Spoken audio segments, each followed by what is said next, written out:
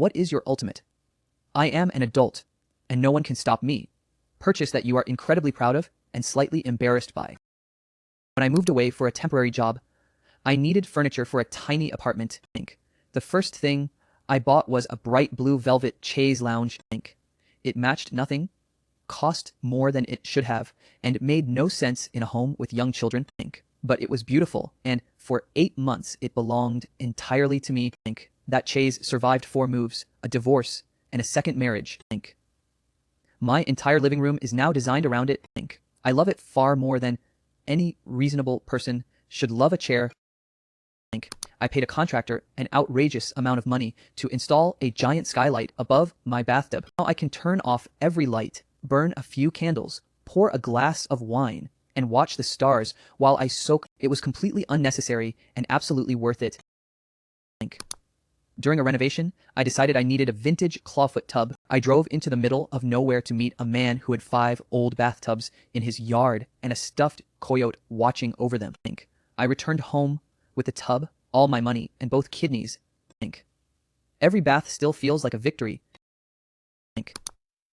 Wait, was the stuffed coyote selling the bathtub? It wanted her kidneys, but she was clearly a very skilled negotiator. I own a stunning navy ball gown covered in gold embroidery. I bought it for a wedding, but the bride changed the colors, and I could no longer wear it. 6 years later, it has left the house exactly once. Sometimes I put it on at home, make martinis and a charcuterie board, and watch true crime documentaries. There may be no occasion worthy of the dress, so I decided the occasion can simply be Tuesday. I collect the vintage Barbie dolls that I lost during my parents' divorce. For years, I felt silly paying adult money for toys I once owned as a child. Then I realized that holding them again makes me genuinely happy. My younger self never got to choose what stayed. My adult self does.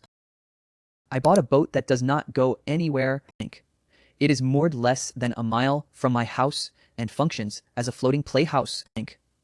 I spend summer evenings there, sleep on it until the weather turns cold, and make absolutely no attempt to justify it as a sensible investment.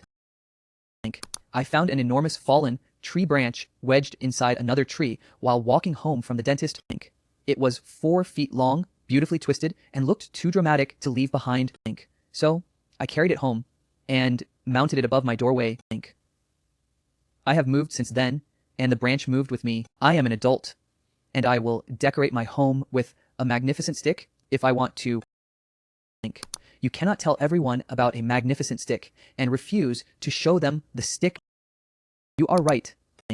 I have violated the ancient laws of cool stick ownership. My mother would never let me have a rabbit when I was a child. As soon as I had a stable home and enough money to care for one properly, I adopted a bunny. He has lived with me for 12 years.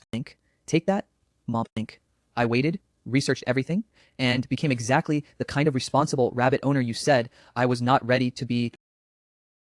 I made a chainmail shirt by hand from stainless steel rings with copper inlays. It weighs 17 pounds, cost almost $300 in materials, and consumed hundreds of hours of my life. I wear it to Renaissance fairs, on Halloween, and occasionally on the patio during cocktail hour. Nobody can tell me chainmail is inappropriate when I own the patio. I bought a large children's inflatable pool just for myself. On hot afternoons, I make a cocktail, climb onto a tiny float, and relax alone in water barely deep enough to cover my ankles. It is not elegant. It is not a real swimming pool. It is, however, one of the best purchases I have ever made.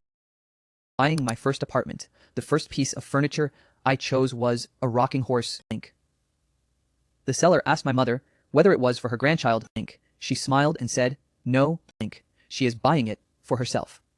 Next came a pink velvet sofa and a ceramic soup tureen shaped like a duck. My home is now an ongoing experiment in choosing delight over good taste. I once drove 8 hours each way for one very specific cheeseburger.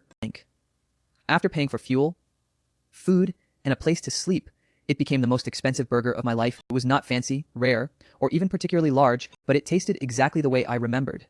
And for a few minutes, the entire ridiculous journey made perfect sense. When I was young, certain foods appeared only on holidays. I assumed sweet potatoes and tiny pickles simply did not exist during the rest of the year. Then adulthood revealed its greatest secret: stores will sell them to you whenever you have money. No matter how tight my budget becomes, there is usually a family-sized jar of pickles in my refrigerator.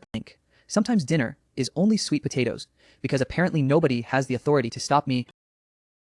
My mother told me that action figures were boys' toys, so I never had any of my own. Now I have a box filled with Star Wars figures and the transforming toys I used to borrow from boys in the schoolyard. They are plastic, unnecessary, and deeply important to me. Every figure feels like a small correction to a rule that never made sense. I bought an expensive flute when I was 20. At the time, it felt irresponsible because I was not a professional musician and had no guarantee that I ever would be. Years later, I am the principal flutist in an orchestra. The embarrassing purchase became the first serious vote of confidence I ever gave myself. Every day, we find the questions Reddit can't stop talking about. Have a story like this? Share it below. It might be featured in a future video. See you in the next story.